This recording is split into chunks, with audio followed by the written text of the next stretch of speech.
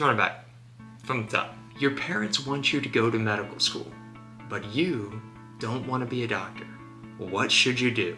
That part is straightforward. Don't go to medical school. But we all know it is so much more complicated than that. Or is it?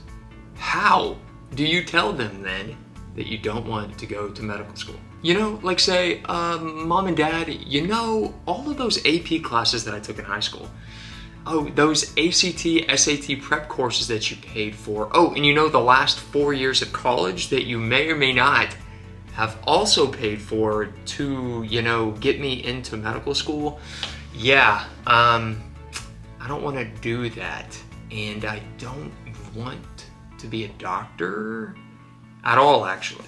If just the thought of saying this to your parents causes you to almost dissociate from sheer terror, I get that, because that's how I felt right before I told my parents I didn't want to go to medical school. So how do you practically do it? How do you actually say it? Mom, Dad, I love you, and I respect your feelings about what I should do with my life, but I have to do what's in my heart.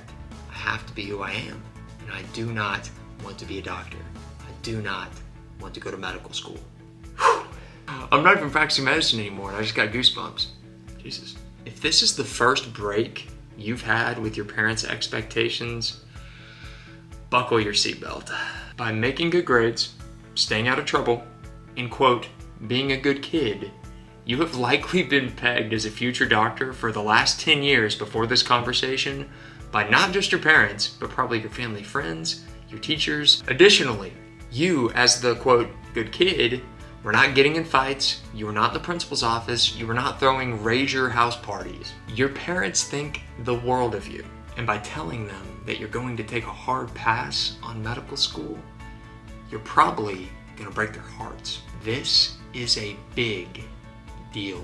You have likely built up your self-esteem over the years by listening to their praise, enjoying their acceptance, stepping up on stage for all of these accomplishments, right? Imagine how hard it will be for you when they tell you, their golden child, that you have betrayed them. This too will feel like a big deal.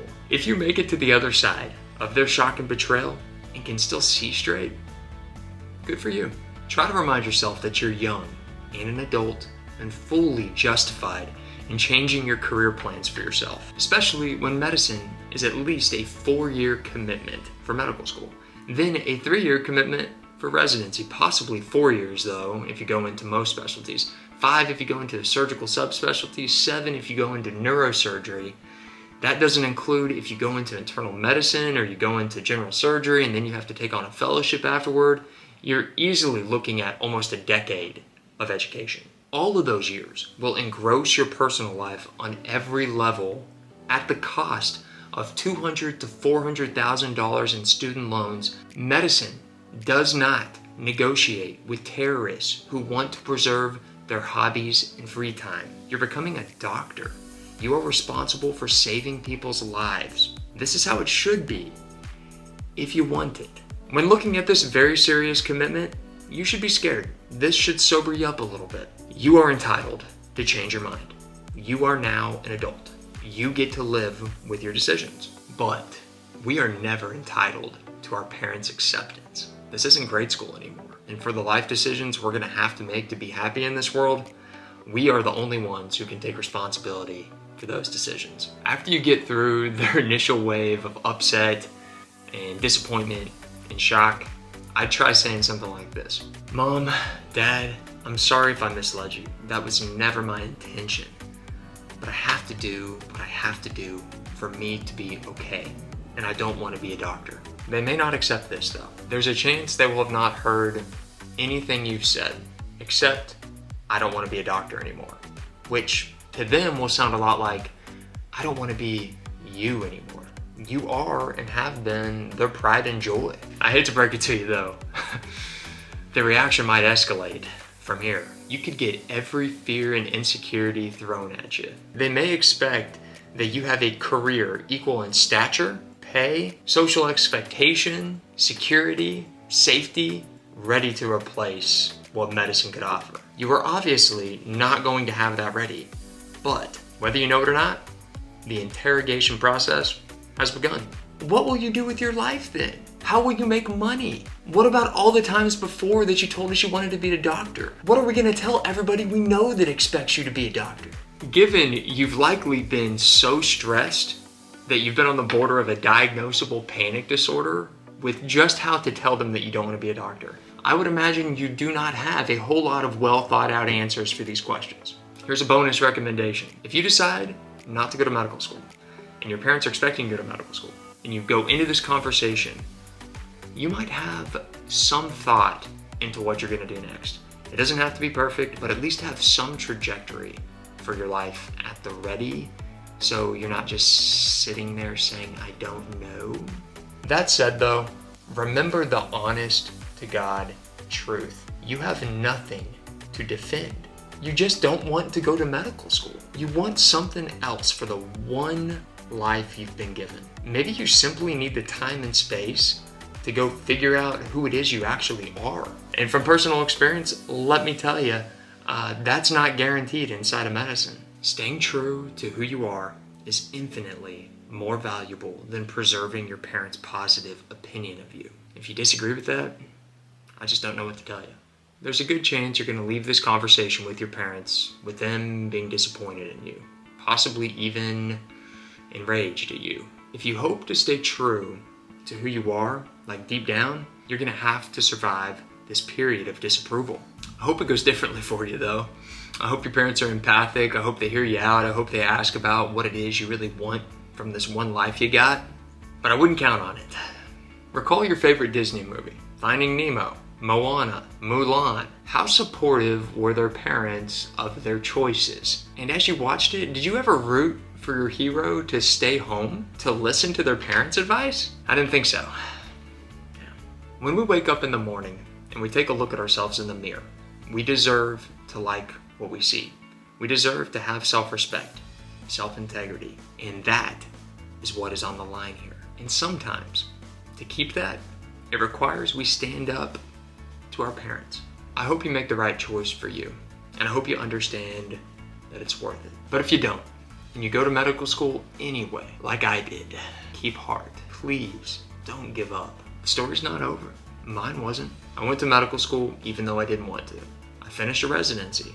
I earned my board certification in psychiatry. All throughout that journey, I hoped one day it would get better.